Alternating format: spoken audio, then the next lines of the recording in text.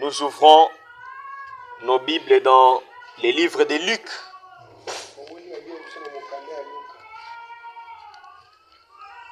Luc au chapitre 17.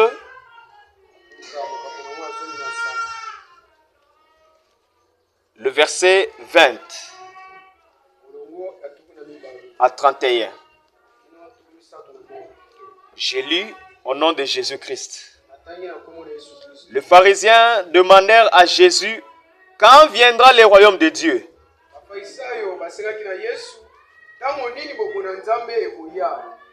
Il leur répondit, le royaume de Dieu ne vient pas de manière à frapper les regards.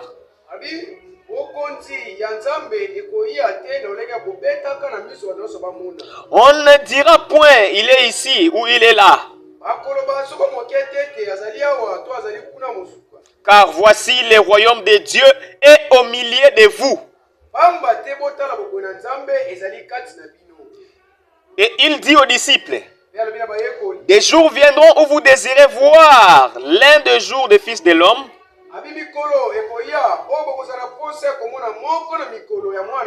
et vous ne les verrez point.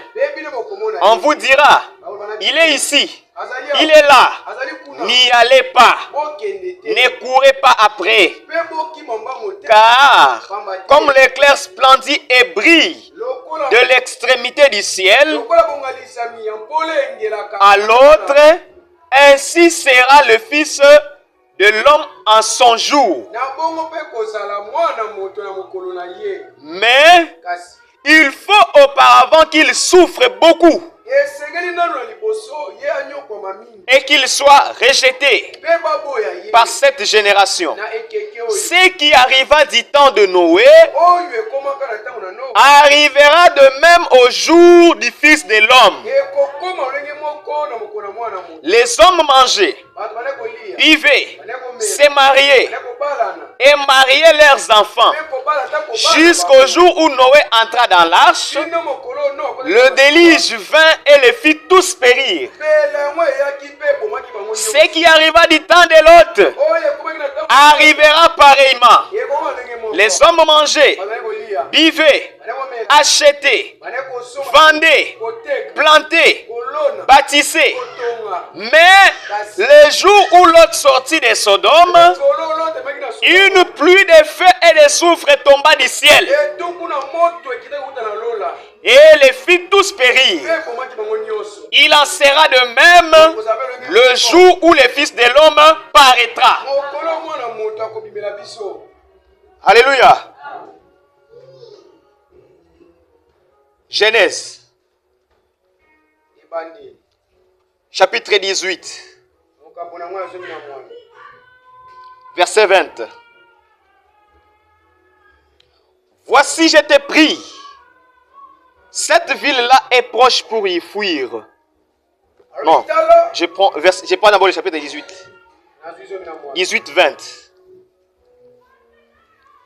Il dit,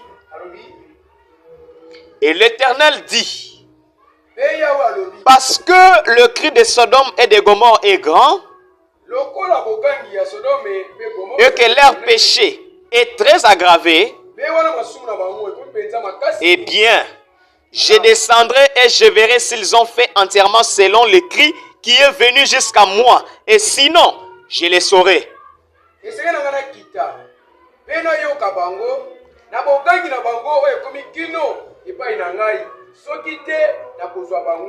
Et les hommes se détournèrent de là et ils allaient vers Sodome. Et Abraham se tenait encore devant l'Éternel. Et Abraham s'approcha et dit, feras-tu périr le juste avec les méchants? Peut-être y a-t-il 50 justes dans la ville?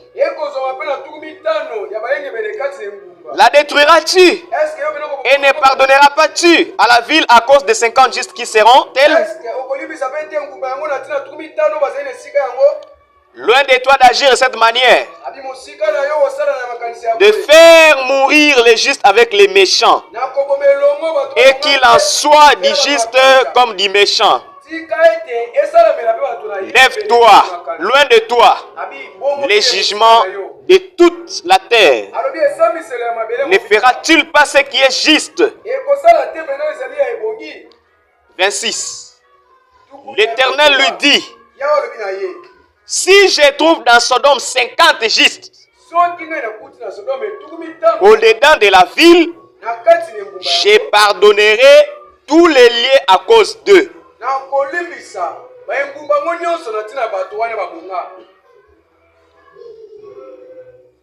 Amen. Veuillez vous asseoir pendant que nous continuons avec la lecture. Nous sommes maintenant au verset 32. Nous sautons. Et il dit, je t'ai pris, que le Seigneur ne s'irrite pas. Et je parlerai encore une seule fois. Peut-être si en trouveras-tu 10, il dit, je ne la détruirai pas à cause des 10.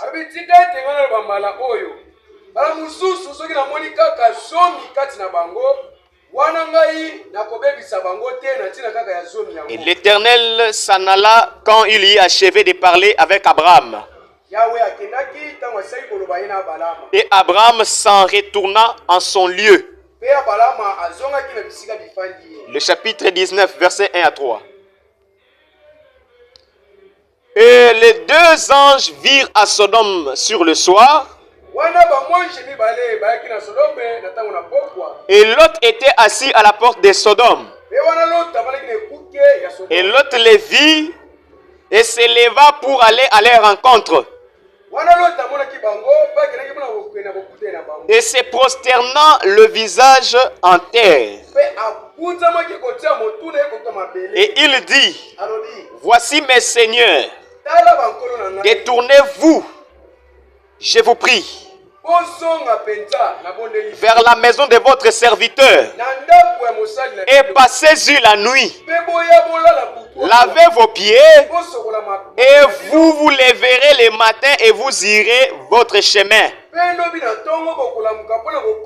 Et il dit, non, mais nous passerons la nuit sur place. Il se peut que vous constatez de mots différents avec ce que j'ai lu. C'est parce que moi j'utilise la version Darby. Et il les pressa beaucoup et ils se détournèrent pour aller chez lui.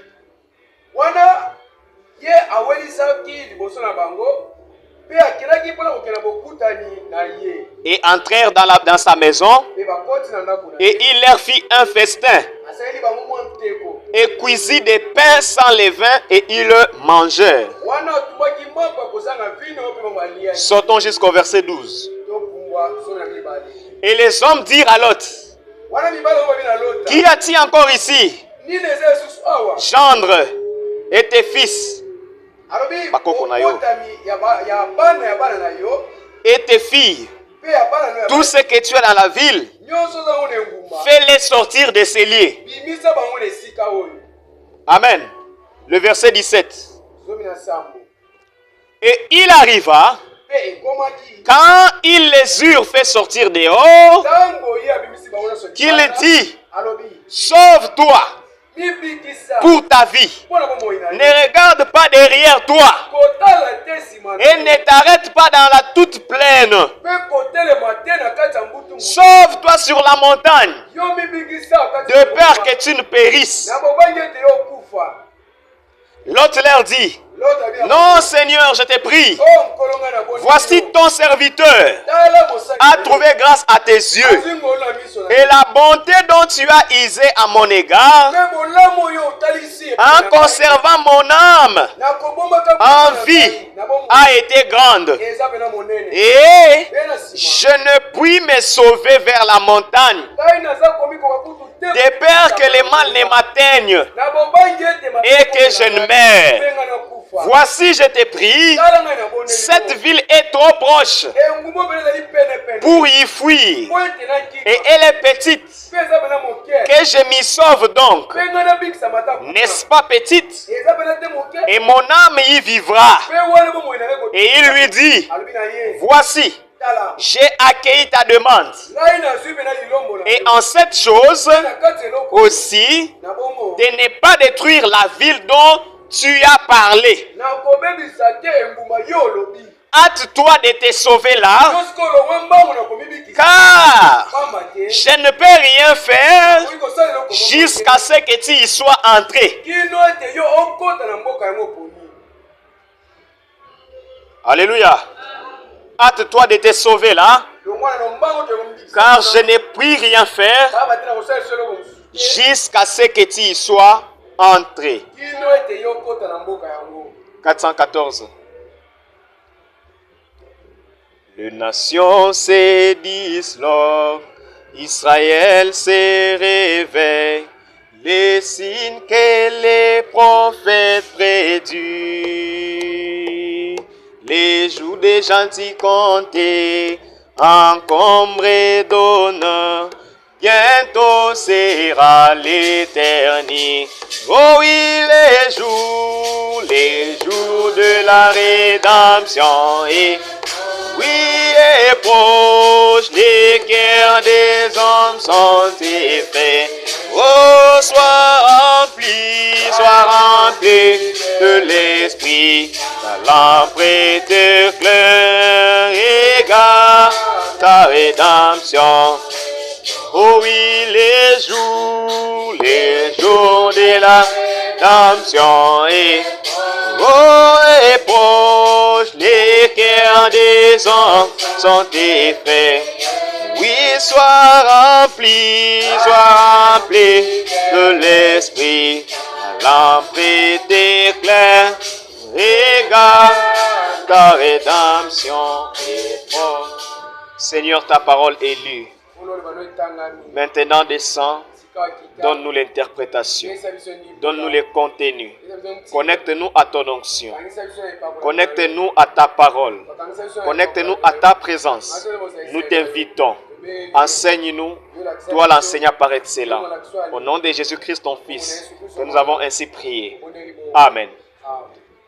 Nous parlons ce matin autour d'un petit sujet prêché par le prophète William Marion Branham, intitulé « Hâte-toi de te sauver là ». Amen. Hâte-toi de te sauver là, car je ne puis rien faire jusqu'à ce que tu sois entré. Hâte-toi de te sauver, car moi, Dieu, je ne peux rien faire si toi, tu n'es pas encore sauvé. Alléluia. Cette parole est adressée maintenant à toi ce matin. Dieu est en train de te dire, fais vite, sauve-toi. Parce que moi, Dieu, je ne peux pas détruire le monde si toi, tu n'es pas encore sauvé. Dieu attend que tu sois sauvé afin qu'il détruise quoi? Les mondes. Si Dieu n'a pas encore détruit les mondes, c'est parce que toi, tu n'es pas encore sauvé. Est-ce qu'on peut comprendre cela? Et dans les plans de Dieu, Dieu ne veut pas que quelqu'un puisse mourir sans pour autant le connaître. Dieu ne veut pas que quelqu'un puisse périr. La volonté de Dieu, c'est que tout le monde puisse échapper à la mort. C'est que tout le monde puisse échapper en enfer. Qu'il aille au ciel. Ça, c'est la volonté parfaite de Dieu. Dieu ne veut pas que les gens puissent périr. Il veut que tous puissent parvenir à la repentance afin d'être sauvés. Alléluia. Et Dieu ne vous laissera pas mourir sans les connaître. Tu dois connaître Dieu avant de mourir. Pour ne pas condamner Dieu. Oh, je suis allé en enfer parce que je n'ai pas connu Dieu. Non. Frère Branham me dit, Dieu ne fait jamais cela. Il ne laisse jamais quelqu'un mourir sans pour autant les connaître. Alléluia. Dans la prédication, avertissement puis jugement. Frère Branham dit au paragraphe 29. Il dit, on pourrait dire, cette personne-là est morte sans avoir été prévenue. Frère Branham dit non, non, non. Dieu n'agit jamais ainsi. Vous ne savez pas ce qu'il y a dans le cœur de cet homme. Vous ignorez ce qui s'est passé dans sa vie. Voyez-vous, Dieu ne laisse, il dit, Dieu ne laisse jamais un homme aller jusqu'à la mort sans d'abord l'avertir à ses sujets, sans lui dire ou lui préparer en quelque sorte. Dieu est souverain et il frappe à la porte du cœur de chaque homme, lui offrant l'occasion de revenir en lui. Celui qui a fait le péché, Dieu ne les frappe pas directement. Amen. Dieu ne les frappe pas directement. Dieu lui donne d'abord l'occasion de venir vers lui. Mais si tu refuses cette occasion-là, c'est alors que Dieu frappe. Je continue à lire Frère Branham. Sans lui donner l'occasion de venir en lui. L'homme peut se détourner et refuser. Secouer la tête et s'en aller en disant, ce n'est qu'une impression curieuse. Cela me passera. Et cependant, c'était Dieu. C'est Dieu qui lui parlait. Mais, paragraphe 30. Mais Dieu n'exerce jamais ses jugements sur la terre sans d'abord parvenir le gens. Dieu ne fait jamais rien sans déclarer premièrement ce qu'il va faire. Et il donne un choix aux gens. Alléluia. Dieu donne un choix aux gens. Vous pouvez agir bien ou mal. Vous comprenez? Dieu ne pourra jamais changer sa nature. Son programme ne peut jamais changer par rapport à ce qu'il avait commencé à faire. Parce que il est infini et que son programme et ses idées sont parfaits. S'il y avait apporté un changement, cela montrerait qu'entre-temps, il aurait appris quelque chose de plus. Or, il était infini et il ne peut rien apprendre de plus. Sa première décision est toujours parfaite et rien ne pourra jamais changer cela.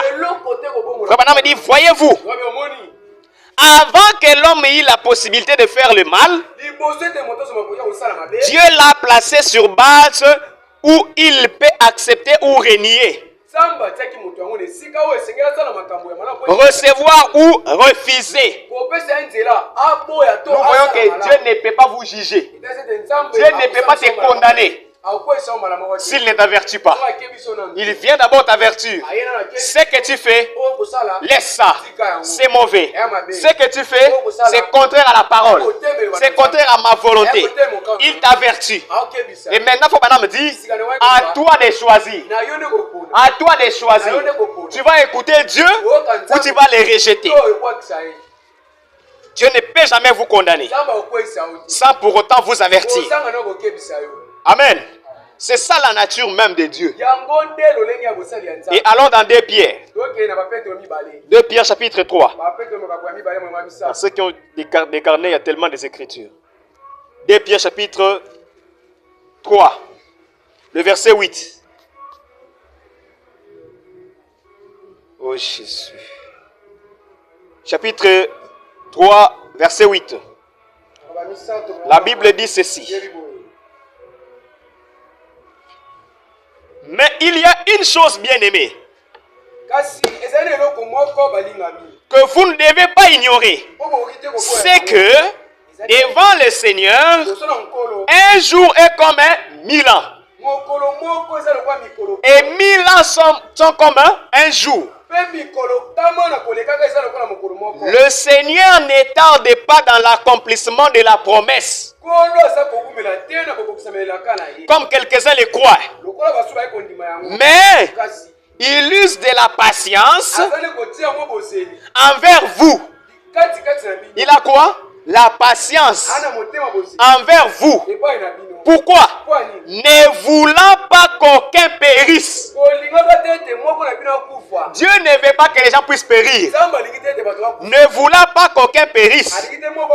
Mais voulant que tous arrivent à la repentance.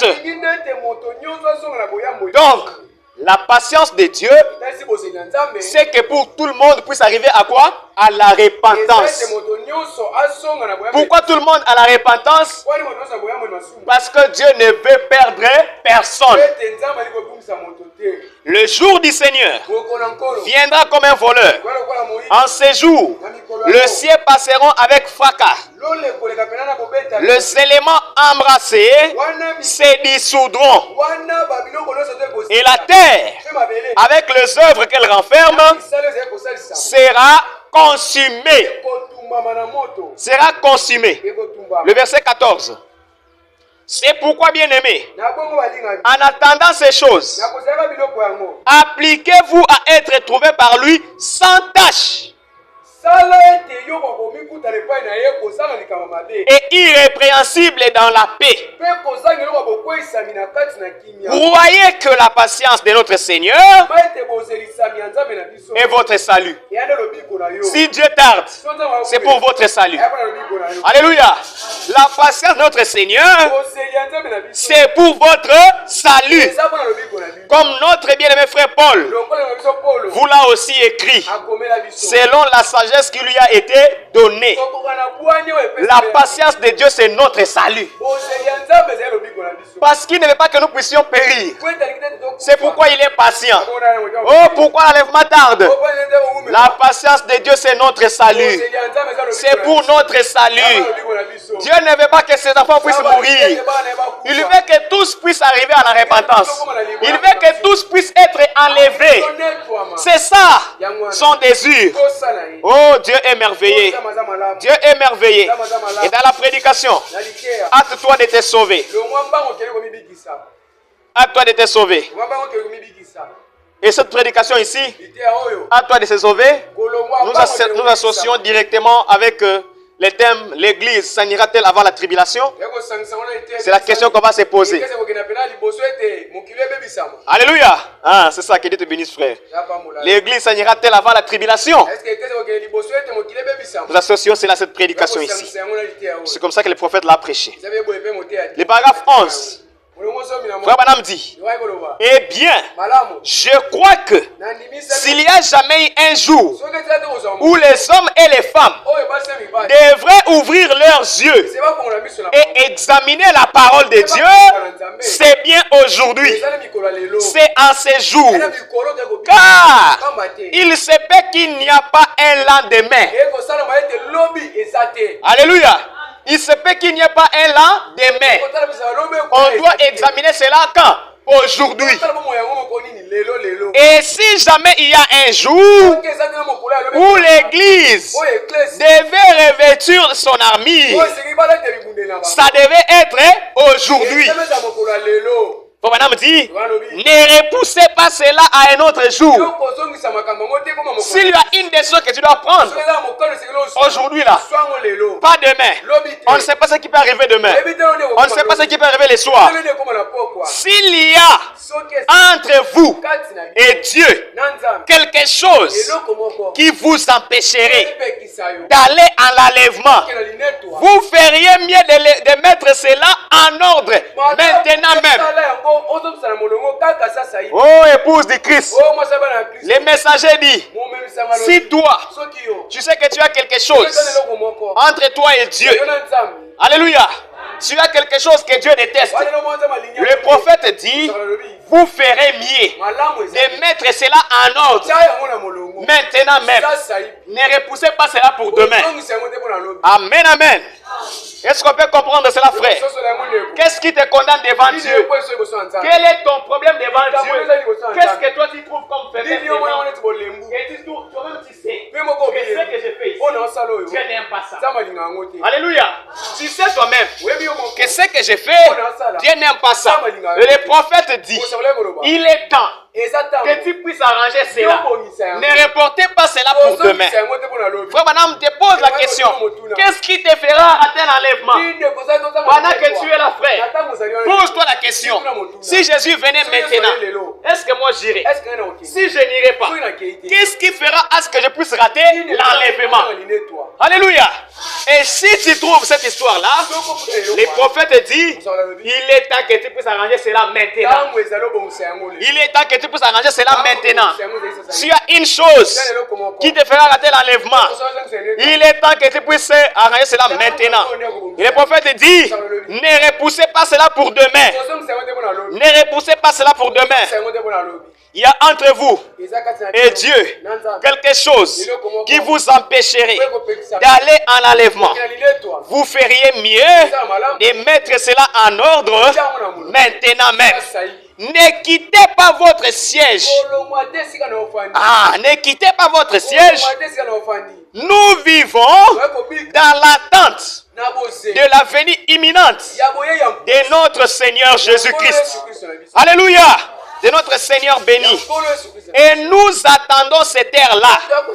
Jésus lui-même a dit, lorsque vous verrez ces choses commencer à arriver, levez vos têtes. Votre rédemption est proche. Alléluia.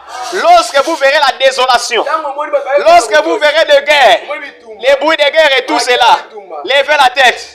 Chantez les jours de la rédemption est proche. Pendant que les cœurs des hommes sont effrayés, toi tu chantes dans la joie parce que la rédemption est proche. Alléluia. La rédemption est proche. Les hommes s'effrayent. Mais nous voulons aller à la cité bénie. Frère, pourquoi tu vas rater l'enlèvement? À cause des choses du monde. À cause des choses inutiles. Pourquoi tu rateras l'enlèvement, ma soeur? À cause de ces péchés qui te lient. À cause de cette envie que tu n'arrives pas à abandonner.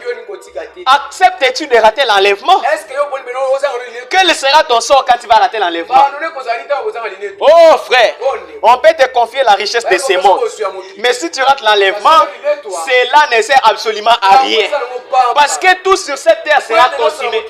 L'église Patmos, afin que l'église puisse partir. Non, quand l'épouse sera partie, cette église ne servira plus à rien. Ces chaises que nous voyons ne serviront plus à rien. Nos habits de luxe ne serviront plus à rien. Personne n'ira avec l'habit de luxe. L'habit de $1000, personne n'ira avec ça. Quand nous serons enlevés, nous aurons cette robe. Cette robe que lui-même le Seigneur nous a arrangée. Alléluia. Et c'est tout ce que nous avons comme vêtements. Tout cela va rester sur la terre. Pourquoi tu vas rater l'enlèvement? À cause des choses de cette terre. À cause de ce qui passera. Mais la Bible dit, à quoi servirait-il de gagner tous ces choses? Les parcelles et tout ce qu'on peut avoir. Mais si tu rates les royaumes des cieux, si tu rates la vie éternelle, Matthieu chapitre 6, Matthieu chapitre 16, qu'est-ce que la Bible nous dit, frère? Qu'est-ce que la Bible nous dit, frère? Les avertissements de Dieu sont là. Les avertissements de Dieu sont là. Méditez cela et prenez garde. Prenez garde, frère. C'est un avertissement. Matthieu chapitre 16, le verset 26. Qu'est-ce que la Bible nous dit, frère? La Bible dit, et que servirait-il à un homme de gagner tout le monde s'il perdait son âme? Ou que donnerait un homme en échange de son âme? Alléluia! Ton âme est précieuse. Qu'est-ce que tu dois comparer à la valeur de ton âme? Il n'y a rien qui a une plus grande valeur que ton âme. Et le prophète Branham dit, ton âme vaut combien? Plus de 10 000 mondes. Ton âme vaut plus de 10 000 combien? Frère, ton âme qui vaut plus de 10 000 mondes. Mais tu veux les sacrifier au plaisir d'un seul monde. Tu ne connais pas la valeur de ton âme, frère. Tu ne connais pas la valeur de ton âme, sœur. Ton âme vaut beaucoup de choses. Car le Fils de l'homme doit venir dans sa gloire de son Père avec ses anges. Et alors, il rendra à chacun selon ses œuvres. Ce que tu fais, c'est ce que tu auras. Ce que tu sèmes, c'est ce que tu vas récolter. On ne peut jamais semer les maïs et s'attendre à récolter les arachides. Ce que toi tu sèmes, c'est ce que tu vas récolter. Si tu mènes la vie païenne, tu vas récolter ça. Tu mènes une vie païenne, n'attends même pas l'enlèvement. Alléluia. Tu mènes une vie païenne, tu ne peux jamais attendre l'enlèvement. Parce que si tu demandes à un païen, ils te diront tous nous irons à l'enlèvement. Alléluia. Ils vous diront tous nous irons à l'enlèvement. Un mensonge, frère. Ce n'est même pas écrit dans la parole de Dieu. Et ça sera une désolation totale. Et ceux qui seront surpris, ce ne sont pas ces païens-là. Alléluia. C'est vous, frère, qui avez écouté les messages. Les païens étaient dans les mal. C'est sa vie normale. Mais toi, qui mènes une vie de l'hypocrisie, qui mène une vie qui n'est pas digne de l'évangile, c'est toi qui seras surpris. Pourquoi tu seras surpris? Quand tu vas commencer à dire, ce que j'ai fait ici, je vais arranger cela les mois prochains. Je vais arranger cela la semaine prochaine. Et soudainement, le Seigneur arrive. Tu es surpris. Tu rates l'enlèvement. Parce que tu as repoussé la décision. Tu as repoussé la décision. Il ne faut jamais repousser la décision.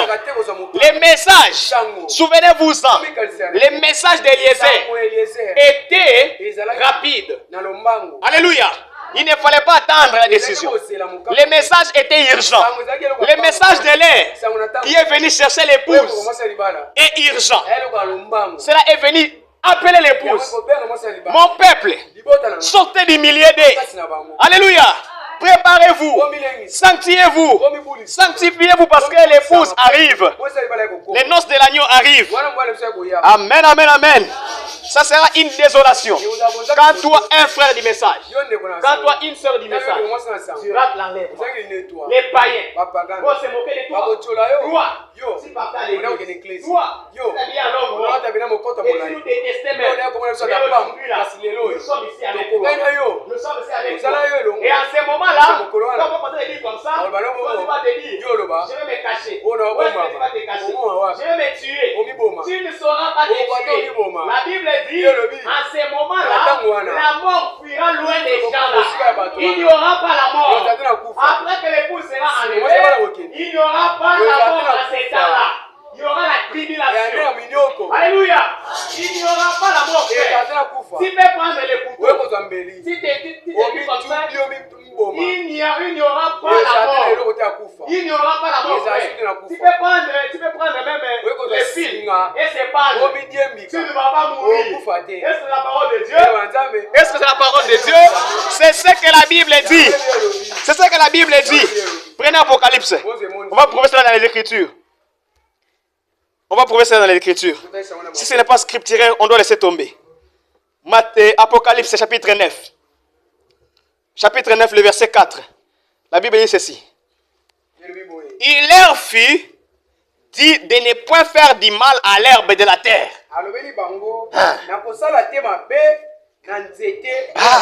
Ni à aucune verdure. Ni à aucun arbre. Mais seulement à qui?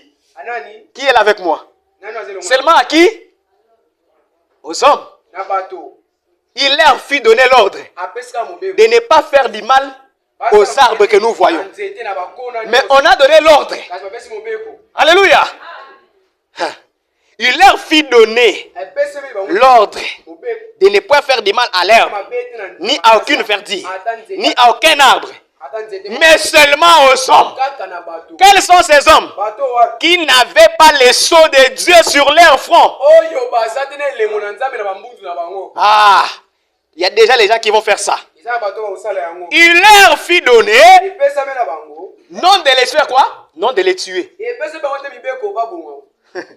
Frère, c'est difficile, hein? Faire du mal aux hommes. Mais il leur a donné l'ordre. Ne les tuez pas. Quelle persécution. Il leur fit donner non de les tuer, mais de les tourmenter pendant 5 mois. Et les tourments qu'elle causait étaient comme les tourments que causent les scorpions. On connaît les scorpions, non? C'est le genre des douleurs. Quand les scorpions vont mordre, c'est comme ça cette douleur. Ici. Quelle douleur! Quand il pique un homme, écoutez le verset 6. En ces jours-là, les hommes chercheront quoi? La mort. Et ils ne la trouveront pas. Alléluia. Ils désireront mourir et la mort fuira loin d'eux. On peut acclamer le Seigneur Jésus. Et la mort fuira loin d'eux. Oh, je vais me tuer. Je vais me pendre. Et comment? Et à ce moment, les pasteurs qui ont prêché la fausseté, les brebis vont commencer à les coller. Pasteur, alléluia. Ça sera une désolation. Ah, moi je vais prêcher. Moi je vais prêcher. Pasteur, tu nous avais prêché quoi? Comment les autres sont partis? Et nous nous sommes restés. Une désolation totale. On cherchera la mort ne sera pas. Paragraphe 12. Hâte-toi de te sauver. Eh bien, aujourd'hui, tel que nous sommes ici aujourd'hui, nous pouvons presque sentir les vents chauds du jugement souffler sur nos visages. On peut sentir les vents chauds du jugement souffler sur nos visages. Le monde est arrivé à sa fin. Il n'y a aucun espoir pour le monde en dehors de la venue du Seigneur Jésus. C'est l'unique espoir. Nous avons déjà eu la chose la plus glorieuse dans le ciel. Le Saint-Esprit qui se manifeste dans cette génération. La chose la plus glorieuse. Le Saint-Esprit qui se manifeste dans cet âge, dans cette génération. Il n'y a rien d'autre que l'on puisse faire. La chose à faire maintenant, c'est avoir quoi? Le Saint-Esprit. C'est ça le sceau de Dieu. Il faut être marqué du sceau de la rédemption. Le Saint-Esprit, les billets, les tickets pour vous amener au ciel. Alléluia. 13. Levez vos têtes au milieu. Redressez-vous. Il n'y a aucun moyen d'échapper. Personne ne va échapper au jugement de Dieu. Vous ne fuirez pas. Vous ne fuirez pas.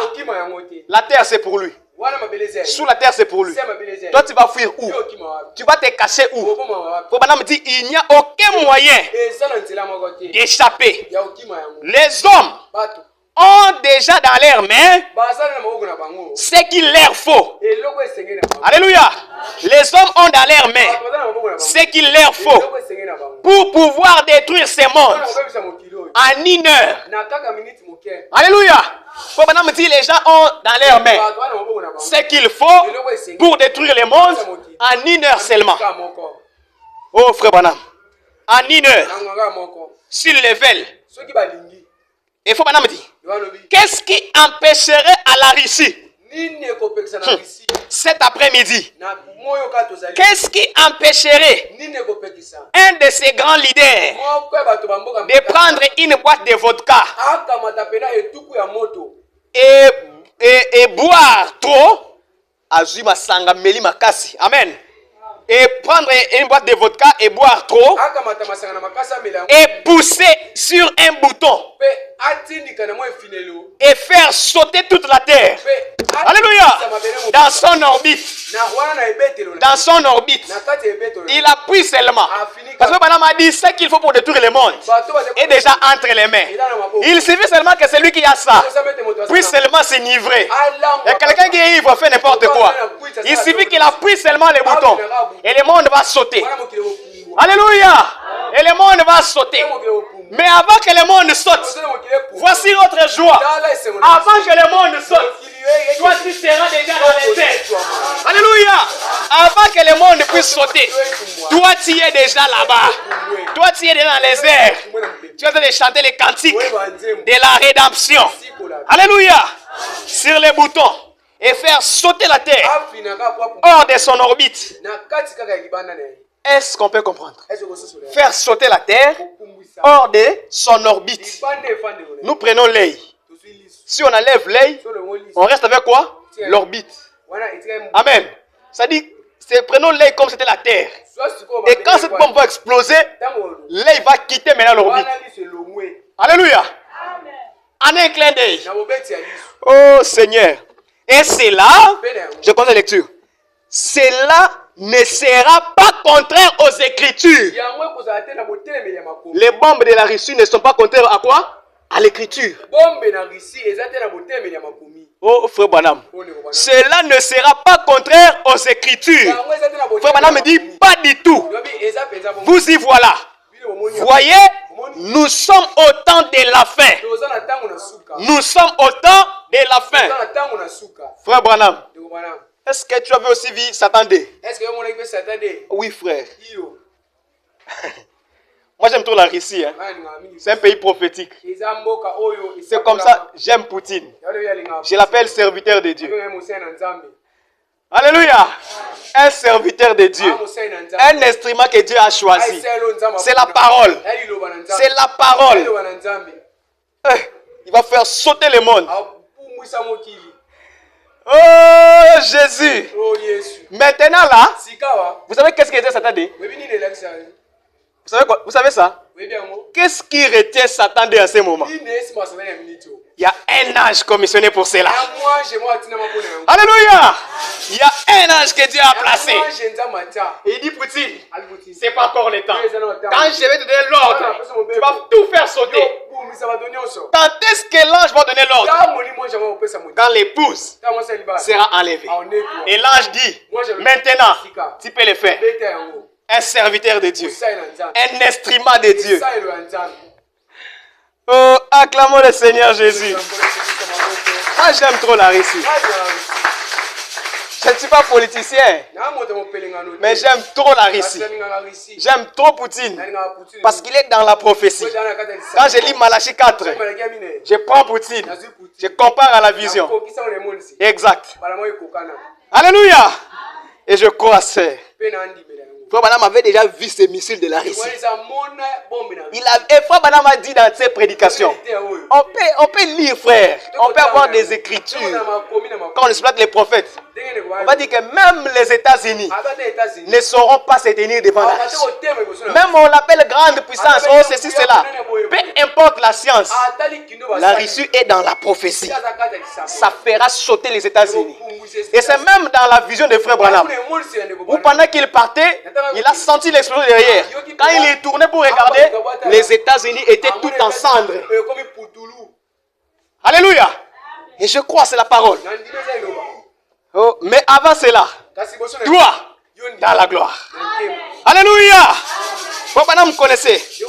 Il a vu Satan D. Frère Branham c'est déjà disponible. On a déjà vu ça. On a déjà vu Satan D. Maintenant, Russie nous a présenté Satan D. Maintenant, Satan 1. Ils ont mis ça où? Frère, il y a un mystère caché avec Poutine. Seulement Satan D. Alors Satan 1, il a mis ça où? Il n'a pas encore parlé de ça. Satan D a fait trembler le monde. Alors quand Satan va sortir. Oh Seigneur Jésus. Dieu merveilleux. Dans la prédication, l'église s'anira-t-elle avant la tribulation? Le paragraphe 32. Je vais lire 32, 67 jusqu'à 80. Faut madame dit. Et ce matin, nous prêchons sur les Spoutnik. Les bombes. Les Spoutnik. Les bombes, la satellite artificielle. Le satellite artificiel. Le missile. Comment? À partir de Moscou. Moscou, c'est quoi? C'est la capitale de la Russie. Madame dit, à partir de Moscou, on peut diriger un missile vers les centres de Fort Street à Louisville sans jamais se déplacer de Moscou.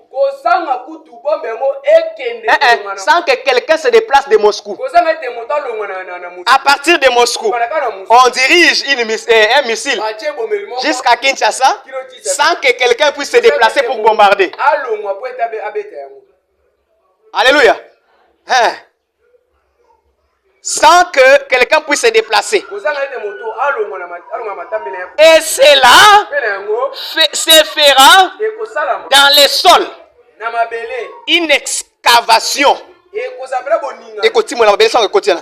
Une excavation de 175 pieds, c'est-à-dire 53,34 mètres.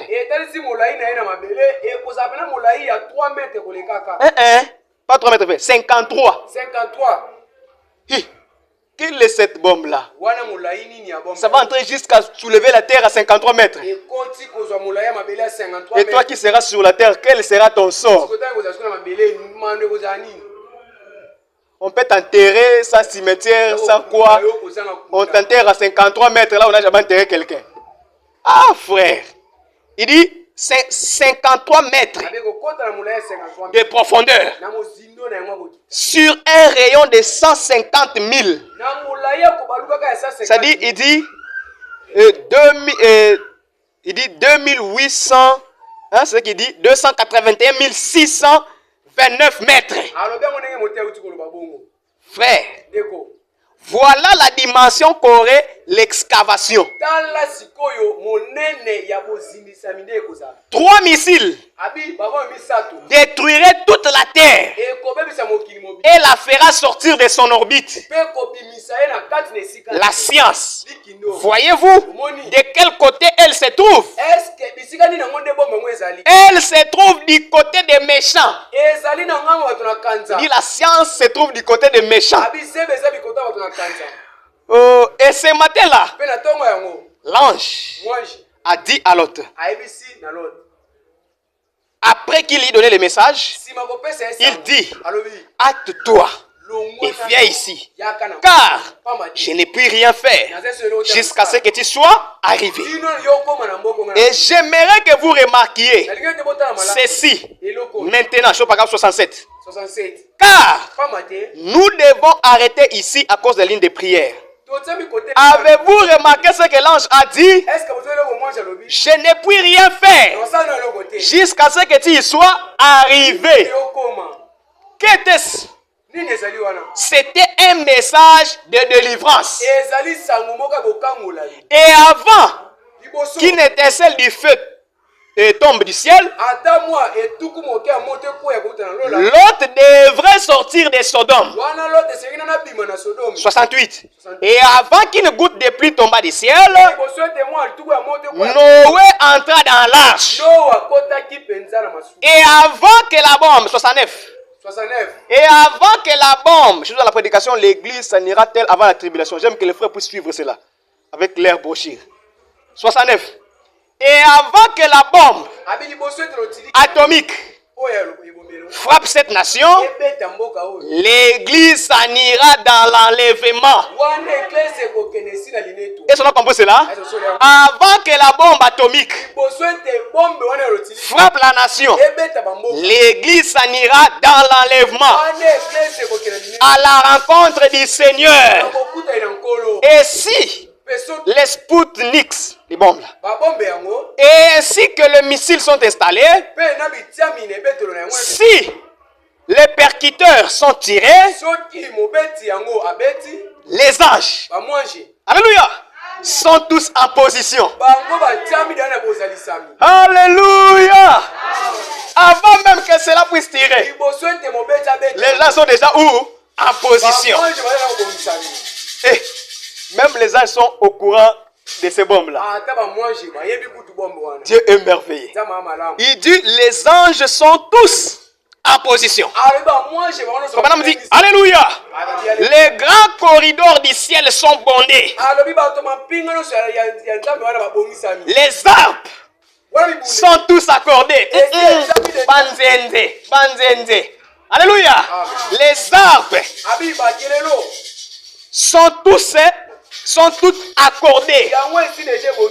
Les instruments avec lesquels on doit chanter quand nous serons dans les airs sont tous déjà accordés. Les grands orchestres ont déjà répété. Les grands orchestres ont déjà répété. Quand nous serons partis là-bas, on va chanter les cantiques de la rédemption. Au ciel, il y a déjà les orchestres qui ont déjà répété, qui ont répété les cantiques. Les cantiques à l'ancienne mode. Les anges ont déjà répété. Quand nous montons là-bas, tous en train de chanter les cantiques de la rédemption. Un jour, hors de la portée des mortels, un jour, Dieu seul sait juste où et quand les roues de la vie mortelle s'arrêteront et j'irai habiter au mont Sion. Alléluia! Et les orchestres ont déjà répété. Les orchestres ont déjà répété. Oh Jésus, au ciel, l'orchestre a déjà répété. Parce que l'épouse du roi sera accueillie. L'épouse du roi sera accueillie. Alléluia! Quelle joie ça fait. Madame dit très bien. Ça sera le temps pour l'église de Dieu vivant de partir à la maison. De partir à la maison. Celle qui sera et celle qui attend sa venue. L'épouse qui attend sa venue. Frère Branham me dit, je suis très heureux. Je deviens très fatigué. Oh, cet air glorieux. Cet air glorieux. 71. Avant que le feu tomba, Lot était hors de Sodome. En effet, l'ange avait dit, je ne puis rien faire jusqu'à ce que tu y sois entré. Poutine ne bombardera pas avant que l'épouse puisse partir. Alléluia. Je ne puis rien faire jusqu'à ce que tu y sois arrivé. Je dois de ma main tenir le levier. L'ange dit, je dois de ma main tenir les leviers et tirer pour faire tomber le feu du ciel. Alléluia. Comme c'est moi qui détiens les leviers, je te dis, sors d'abord. Quand tu vas sortir, alors je vais exploser. Ce matin, Dieu te dit, sors du monde. Tout va exploser. Alléluia. Sors du monde, frère. Et je pense que c'est exact. De la destruction. Retient la... Ah, frère. Paragraphe 70. Et je pense que c'est exact. L'ange de la destruction retient la main de la Russie. C'est faux, madame. Paragraphe 70. L'ange de la destruction retient la main de la Russie avec les bombes atomiques jusqu'à ce que l'église soit unie comme un seul grand corps de Christ. Je ne puis rien faire jusqu'à ce que tu y sois arrivé. Papa me dit, oh, n'est-ce pas là une assurance bénie? N'est-ce pas là une assurance bénie? Et quand nous verrons toutes ces choses se mettre en place, le départ de l'église est prêt. Alléluia. Voici l'ange du Seigneur. Voici l'ange du Seigneur. Voici l'ange du Seigneur. Avec les mêmes messages. Avec les mêmes messages. Opérant les mêmes miracles. Opérant le même miracle. Les mêmes prodiges. Chaque chose est en place. Chaque chose est en place. Faut maintenant me dire, 75. J'aimerais que vous fassiez attention. L'autre sortie de quelque chose qui aurait pu le détruire. Et Noé entra dans quelque chose qui a pu le sauver. Alléluia. Et c'est un type de l'église. Nous sommes sortis du monde. Et nous sommes éloignés de cet âge d'Elvis Presley. Et d'Arthur Godfrey. Et les gens qui chantaient un peu des chansons mondaines et tout ça. Et dans lesquels nous vivons. Sortez du monde et entrez en Christ. Madame insiste. Sortez du monde. Ceux qui sont du monde périront avec le monde. Ceux qui sont en Christ s'en iront à la maison avec Christ. Car ceux qui dorment en Christ, Dieu le ramènera quand il viendra. Nous sommes sortis du monde pour entrer en Christ et être en sécurité. La sécurité est en Christ. Au monde, il n'y a pas la sécurité. On peut voir un roi avec 10 000 soldats, avec 10 000 gardes, mais la mort vient et emporte les rois. Les soldats ne peuvent rien faire contre la volonté de Dieu. Contre la volonté de Dieu. Madame le paragraphe 80. Dépêche-toi. Dépêche-toi, frère. Dépêche-toi, sœur. Toi qui es encore dans la vie du péché. Toi qui es encore dans la prostitution. Toi qui es encore dans les mensonges. Toi qui es encore dans les péchés. Madame te dit, dépêche-toi. Dépêche-toi. Fuis. Fuis. Viens. Car je ne puis rien faire jusqu'à ce que tu sois sorti. Tu fais le mal, mais Dieu te laisse. Parce que Dieu veut que tu puisses changer. Tu es son fils. Tu es sa fille. Dieu veut que tu puisses changer. Je ne peux rien faire sans que tu sois sorti. Jusqu'à ce que tu sois sorti. Il vous attend. Éloignez-vous de ces vieilles choses modernes. Éloignez-vous de cette télévision. Aussitôt que ce genre de jeu est présenté, éloignez-vous de cette télévision quand ce genre de jeux sont présentés. Alléluia. Éloignez-vous de cette télévision. Éloignez-vous de ces postes de radio. Aussitôt que ces rock'n'roll commencent à jouer, la musique mondaine commence à jouer, éteignez votre radio. Alléluia. Quand la musique mondaine commence à jouer, il n'y a plus rien sur la télévision. Éteignez votre télévision parce qu'il n'y a rien à regarder.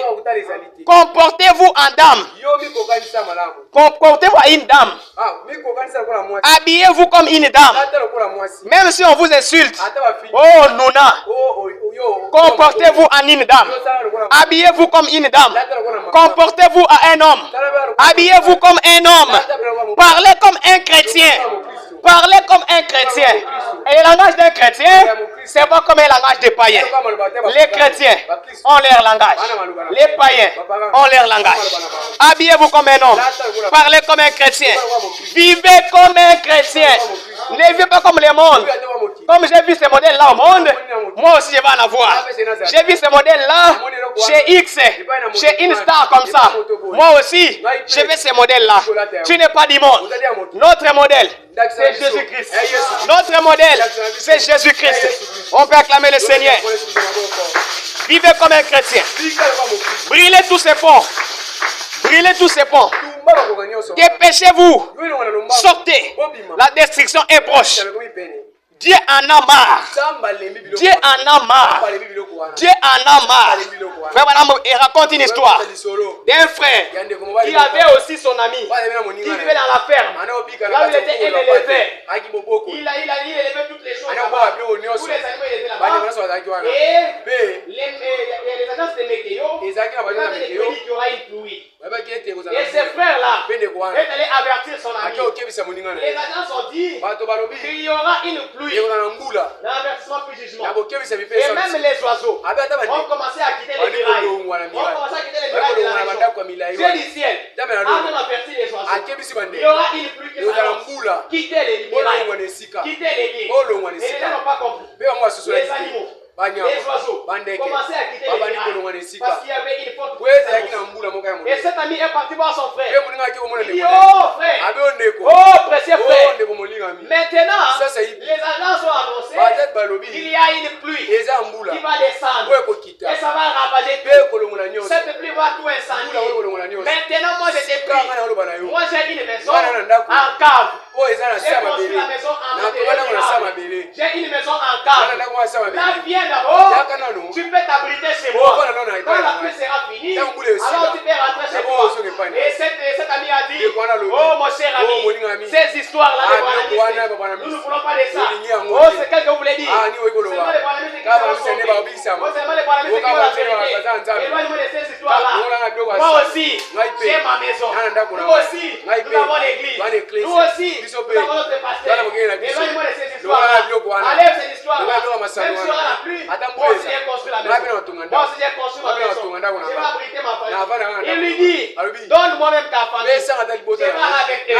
Si toi tu refuses, toi tu restes ici. Il a dit, aussi longtemps que je suis ici, je ne permettrai pas que ma famille puisse partir. Je resterai ici avec ma famille.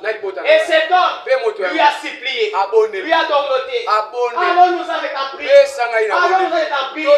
Va t'abriter chez moi. Va t'abriter chez moi. Cet homme a refusé. Cet homme a refusé. Et quand cet homme partait, cet ami rentrait. Il avait très mal. Comment il avait refusé l'opportunité qu'Ami lui a donnée. L'aide que l'ami lui a donnée.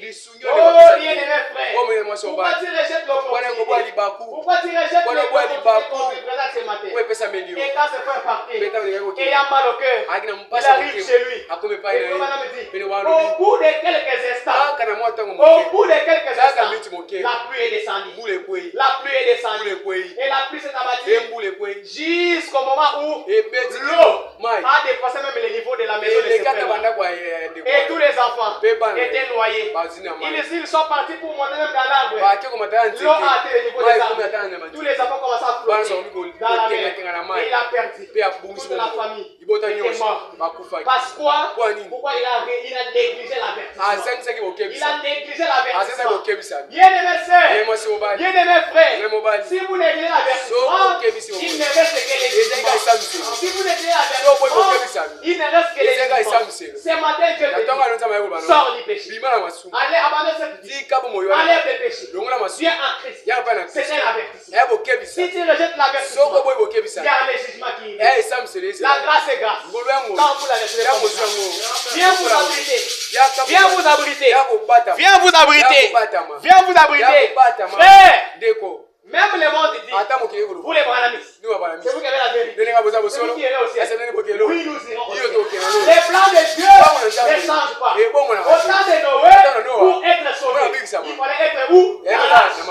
Alléluia. Pour être sauvé, il fallait être dans l'arche. Les gens s'étaient dit, Noé a prêché. Venez construire l'arche. Venez construisons. Ils ont refusé. Noé a construit. Il a fini. Il s'est mis à porte. Venez entrer. J'ai construit. Venez entrer. Les gens ont refusé. Aussi Dieu va inonder ce monde. Nous allons même sauter les murs de l'arche, nous allons tenir là-bas. Les plans de Dieu n'est pas ça. Pour être sauvé, les plans de Dieu c'est être à l'intérieur. Alléluia. Les messages, c'est l'arche.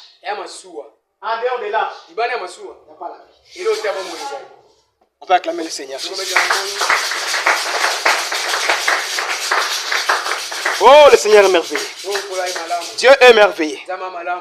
Et s'il avait exercé les jugements, s'il avait exercé les jugements à Sodome, il le fera également. Parce que la Bible dit, ce qui arrivera du temps de l'autre arrivera de même. Au temps de l'autre, les gens mangeaient, les gens buvaient, les gens se réjouissaient, les gens se mariaient, les gens construisaient. Au temps de Noé, mêmement. Mais Dieu avait exercé les jugements. Et si Dieu n'a pas pardonné Sodome, il n'a pas pardonné au temps de Noé, il ne pardonnera plus cette génération. Et la Bible dit, si Dieu ne fait pas cela à 7 ans, il sera contraint d'aller demander pardon à Sodome et Gomorrhe. Alléluia. Dieu en avait marre. On ne pouvait pas regarder la ville de Sodome. On ne pouvait pas regarder les péchés qui étaient à Sodome. Dieu s'est repenti. Dieu s'est repenti. Pourquoi j'ai fait l'homme? Pourquoi j'ai fait l'homme? Dieu s'est repenti. Et il est descendu. Il dit, je descends. Je vais détruire. Parce que l'iniquité a atteint son corps. Je vais détruire Sodome. Je vais détruire Gomorrhe. Et Abraham a plaidé. Abraham a plaidé. Dieu voulait partir tuer. Dieu voulait partir tuer Sodome. Mais il regarde. Il avance. Il se dit, oh, j'ai un ami fidèle. C'est Abraham. J'ai mon ami fidèle. C'est Abraham. Est-ce que je dois cacher ce que je vais faire? Abraham, tel que tu me vois, je suis venu. Non seulement pour te bénir, mais je vais aussi à Sodome. Qu'est-ce que tu veux faire? J'en ai marre. Je ne peux plus supporter. Je n'arrive pas à voir les péchés sur la terre. Je n'arrive pas à voir les femmes marchent nues. Je n'arrive pas à voir les parents épousent leurs enfants. Je n'arrive pas à voir. Je dois détruire. Je dois détruire. Je n'ai pas d'autre choix. Et Abraham lui dit, oh Dieu, je sais que tu es juste. Je sais que tu es juste. Et que tu ne peux pas supporter les péchés. Alléluia. Dieu n'aime pas les péchés. Il aime les péchés. Ah, amen. Dieu n'aime pas les péchés. Mais il aime les péchés. Il se répand. Et Dieu, il a dit à Abraham, je vais détruire. Je vais détruire Sodome et Gomorrhe. Et Abraham lui dit, toi tu es juste. Je le sais. Mais, permets-moi de te poser une question. Si tu pars à Sodome et que tu trouves 50 chrétiens, 50 véritables chrétiens, si tu pars à Kinshasa, si tu pars au Congo et que tu trouves 50 chrétiens, 50 justes, alléluia. Oh Dieu, je te pose la question. Est-ce que tu vas détruire Sodome? Dieu a dit à Abraham, si je trouve 50 véritables chrétiens, je trouve 50 justes, je ne vais pas détruire Sodome. Ah, Abraham dit, oh là. Maintenant Dieu écoute-moi encore. Si tu trouves 40, est-ce que tu vas détruire? Dieu dit, à cause des 40, je ne détruirai pas.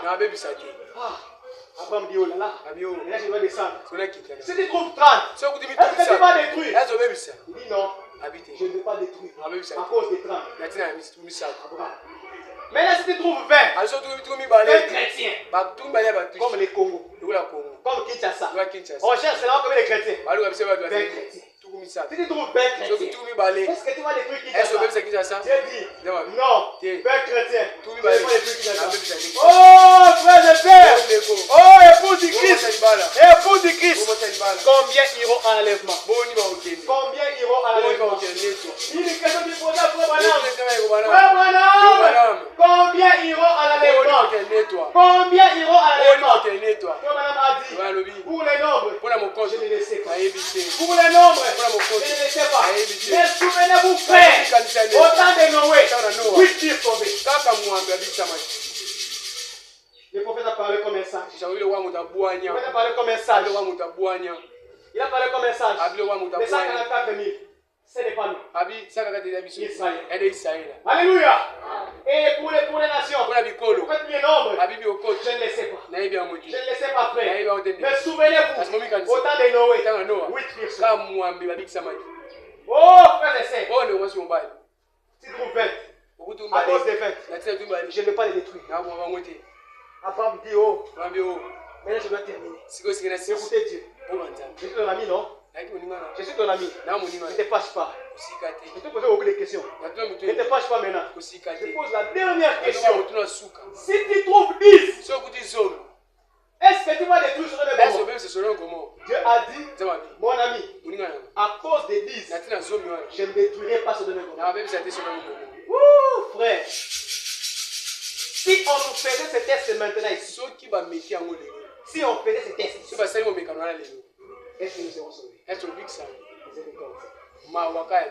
que nous serons sauvés? Est-ce que nous serons sauvés? Est-ce que nous serons sauvés? Si je trouve 10, je ne vais pas tuer. Tout Kinshasa comme ça. On cherche seulement 10. Des 10, je trouve 10. Les autres seront sauvés à cause des 10. Dieu savait qu'il n'y en a même pas 10. Il est parti. Il arrive à Sodome. Il voit Lot. Lot le dit, Viens t'abriter chez moi, Seigneur. Venez vous abriter chez moi. Lavez-vous les pieds. Et demain, vous sortirez. Abraham, quand il posait des questions à Dieu, ce n'était pas pour tout Gomorrhe. Ce n'était pas pour tout Sodome. C'était pour son frère. Il voulait intercéder pour son frère. Il voulait dire à Dieu que j'ai un frère là. Alléluia. C'était la manière pour dire à Dieu que j'ai un frère là. Comme je ton ami, tu peux aider mon frère. Tu peux sortir mon frère. Comme ta volonté est de détruire Sodome, tu peux aider mon frère. Abraham a intercédé. Abraham a intercédé. Oh Dieu, tu peux sauver mon frère. Est-ce que tu peux intercéder ce matin pour mon frère qui est dans les péchés et dire, oh Dieu, j'ai prié pour ma soeur, j'ai prié pour mon enfant, j'ai prié pour mes soeurs qui sont dans les péchés. Oh Dieu, ramène-les, sauve-les. Je ne vais pas les voir périr. Je ne vais pas voir mon père, ma mère périr. Abraham a intercédé pour nous. Où est cet amour aujourd'hui de l'Église qui va nous pousser à prier pour les frères qui sont en train de se perdre, qui sont dans les péchés. Abraham a intercédé. Il a intercédé. Il n'a pas voulu dire directement. Il n'a pas voulu dire directement. Il a dit simplement comme un sage. Si vous 10, j'avais déjà compté la famille de l'autre. Il a compté la famille de l'autre. Est-ce que tu vas les sauver? Et à l'arrivée, Dieu, comprenant déjà les désirs d'Abraham, il invite l'autre à la rencontre des anges. Il invite l'autre. Et l'autre vient, il fait entrer les anges chez lui. Et les gens du village sont venus. Oh l'autre, fais sortir les gens que tu as cachés dans ta maison. Fais sortir les gens que tu as cachés dans ta maison. L'autre dit, dans ma maison, je n'ai que des filles. Je n'ai personne ici caché. Je n'ai personne ici caché. Au lieu de tuer ces gens-là, prenez même mes filles. Tuez les mêmes. Alléluia. Tu es les mêmes. L'autre était dans la révélation. Dieu était là. Parce que le plan de Dieu était de sauver l'autre. Parce qu'Abraham avait intercédé pour lui. Dieu savait qu'Abraham parlait de l'autre. Dieu savait très bien. Et maintenant, les anges ont dit à l'autre, maintenant, prends tout ce que tu as. Prends tes enfants, tes jambes, tes fils et là. Tout ce que toi tu as. Alléluia. Prends tout ce que tu as, tout ce que tu aimes, tout ce que tu as aimé, je te le donne. Je te le donne. Tout ce qui t'ont aimé, tout ce que tu as aimé, je te le donne. Oh frère Bonham, tout ce que tu as aimé, tout ce qui t'ont aimé, je te le donne.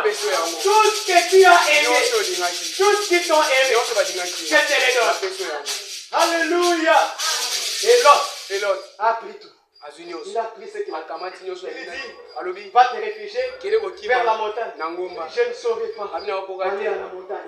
Avant que j'arrive, Dieu exercera les jugements. Mais là, qu'est-ce que tu veux? Je veux que dans cette ville-là, que j'aille m'abriter là. Et cette ville fut sauvée. Pourquoi? Parce que l'autre était parti se réfugier. Sous ta maison, sous ton toit, les tiens seront sauvés à cause de toi. Ils sont partis se réfugier. La Bible dit, cette ville n'avait pas été touchée par les anges. Parce que Lot était parti se réfugier là. Alléluia. Lot est sorti. Et quand Lot est sorti, le feu descend sur Sodome.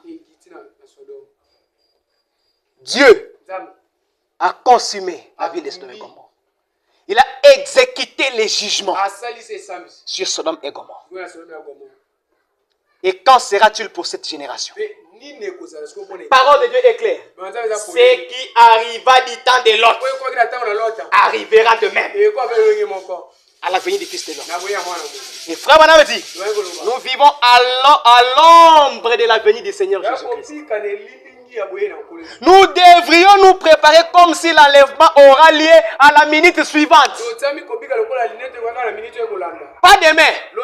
On devait vivre comme l'enlèvement aura lieu à la minute suivante. Frère, si Dieu venait maintenant, est-ce que tu vas partir? Est-ce que tu vas partir? Que Dieu soit miséricordieux envers nous. Paragraphe 17. À toi de te sauver. Au paragraphe 17.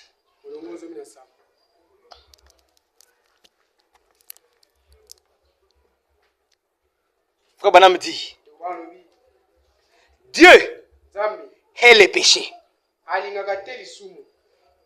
Et le péché doit être jugé.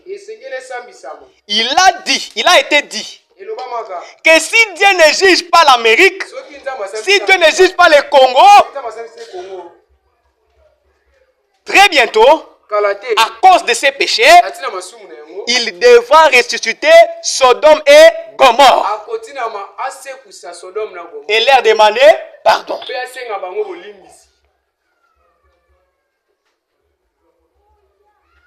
Certainement.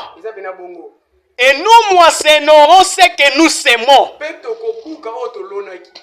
Nous sommes à la fin de la route.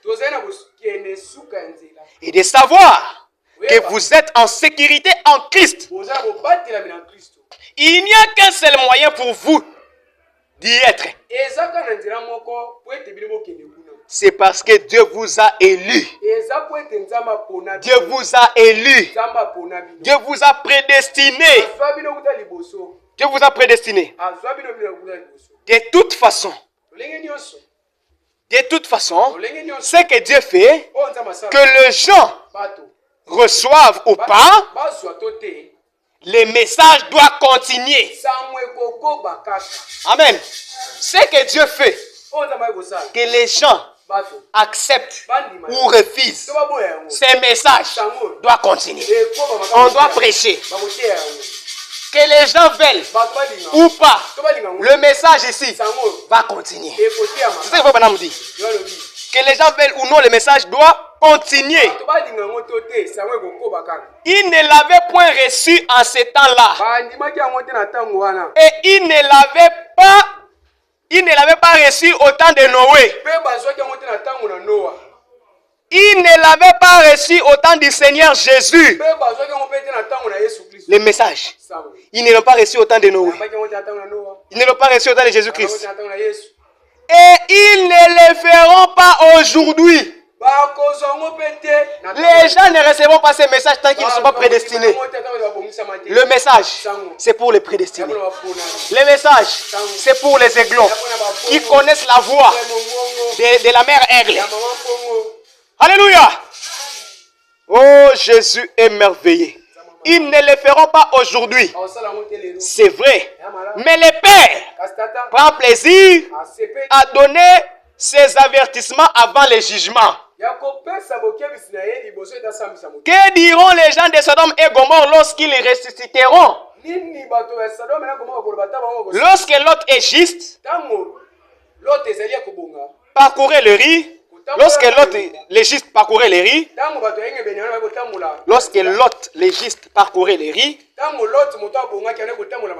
vous vous demandez, l'autre légiste,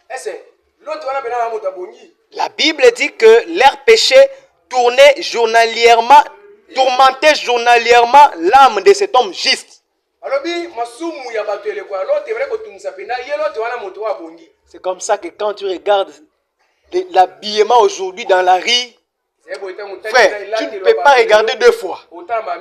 Tu ne peux pas regarder deux fois. Ah, Seigneur. C'est catastrophique. On ne peut pas supporter. Et l'épouse a besoin que cet enlèvement vienne parce que on ne peut plus supporter ce qui se passe dans le monde.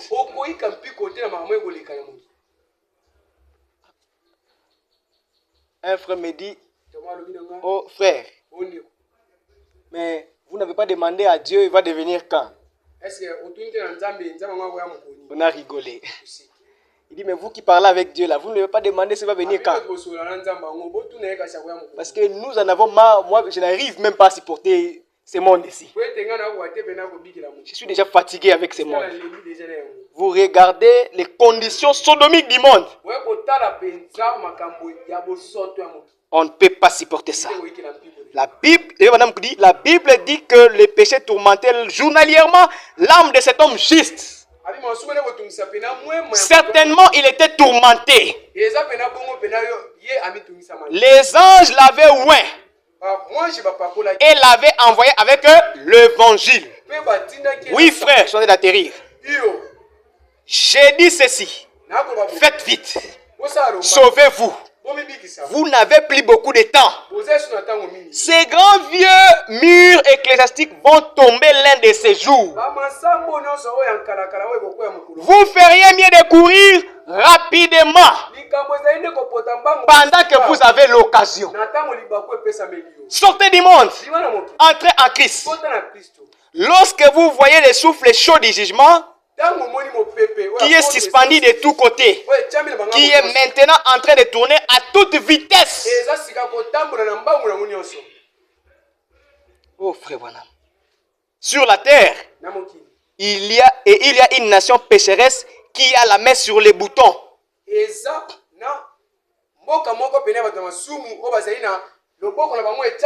Et qui pourrait nous détruire, nous réduire tous en poussière en 5 minutes. Ne vous attendez pas à quelque chose de grand qui va venir. Attendez la venue du Seigneur. Soyez prêts maintenant. Le diable ne fait qu'aveugler vos yeux vis-à-vis de ces choses. Eh bien, chaque jonction du temps,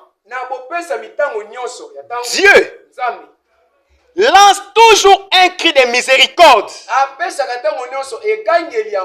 avant le cri du jugement. Ceux qui sont ce matin, l'appel à la repentance, le cri de miséricorde, le message de Dieu, la miséricorde de Dieu, l'avertissement, l'appel à la repentance. C'est ce qui se fait ce matin. C'est ce que Dieu est en train de prononcer ce matin. Dieu est en train de vous appeler. Venez entrer dans l'âge. Abandonnez cette mauvaise vie. Venez vous abriter en moi.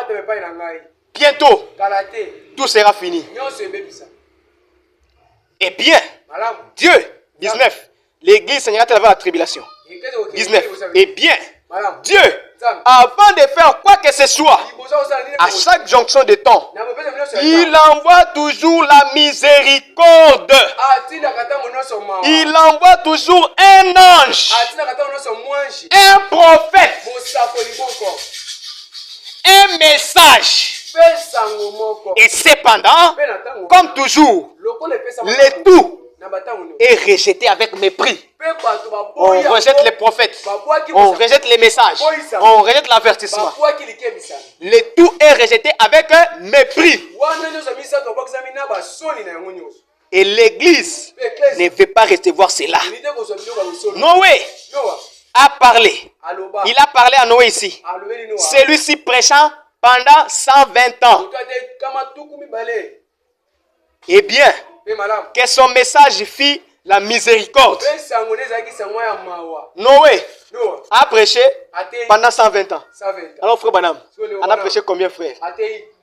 Oh Jésus. Frère Branham a prêché combien?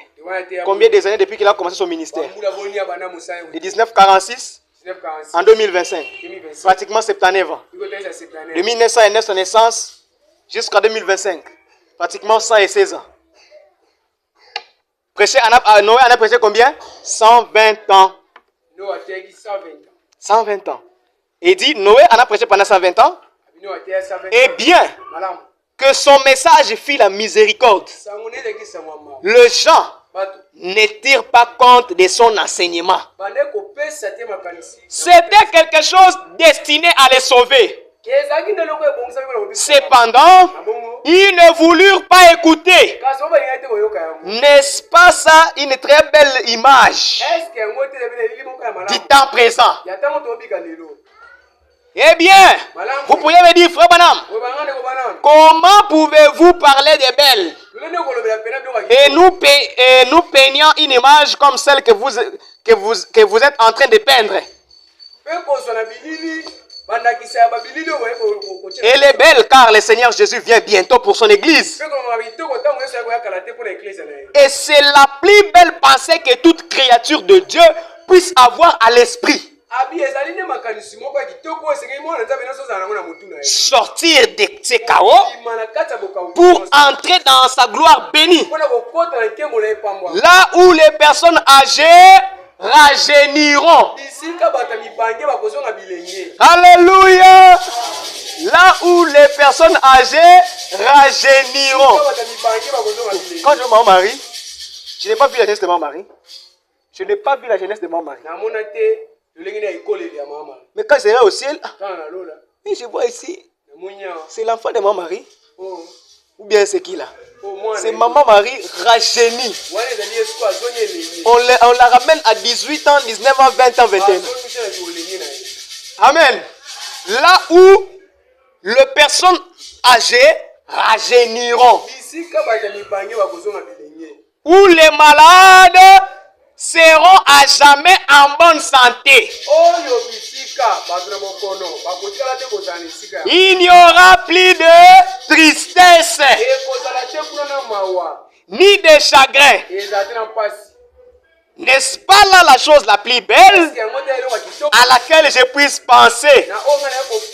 Et heureux. Et c'est qu'on a heureux ceux qui attendent ces temps de rassemblement. Alléluia. Heureux ceux qui attendent ces temps de rassemblement. Frères et sœurs en Christ, Dieu vous connaît par votre nom. C'est pourquoi quand il vous appelle seul. Quand il appelle Sarah. Sarah doit accepter. N'attends pas qu'il appelle tout le monde. Toi, écoute ton appel. À toi de te sauver. Écoute ton appel. Si c'est ton nom qu'on a appelé, sors du monde. Sors du monde. Quand tu vas sortir du monde, on peut te juger de tout. Quand tu vas abandonner la vie du péché, on peut te juger, toi, tu n'es rien. On peut te traiter de tous les noms. Mais toi, quand tu connais ce que Dieu fait, continue ton chemin. Sauve-toi. Sauve-toi. Les jugements. Les jugements.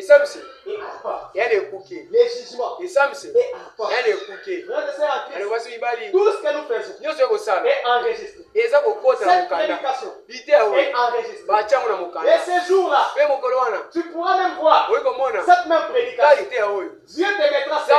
Dieu te mettra cela. Et tu te verras comment tu es assis là. Et tu verras comment je suis en train de parler. Et Dieu te posera la question. Pourquoi tu n'avais pas accepté? Pourquoi tu n'avais pas accepté? Il est plus tard que vous le pensez, frère. Il est plus tard que vous le pensez.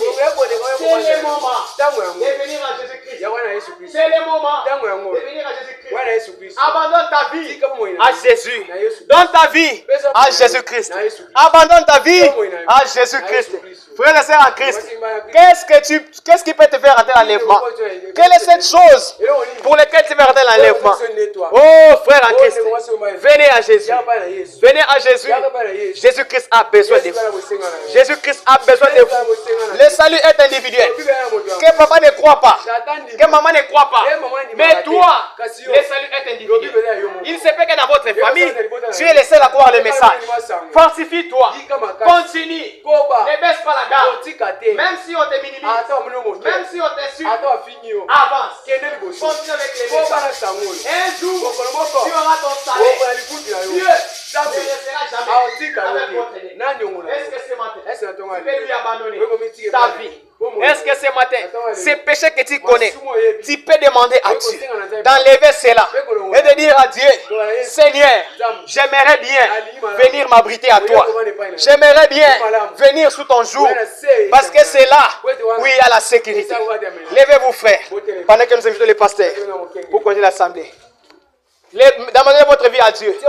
Abandonnez votre vie à Dieu. Que Dieu vous bénisse.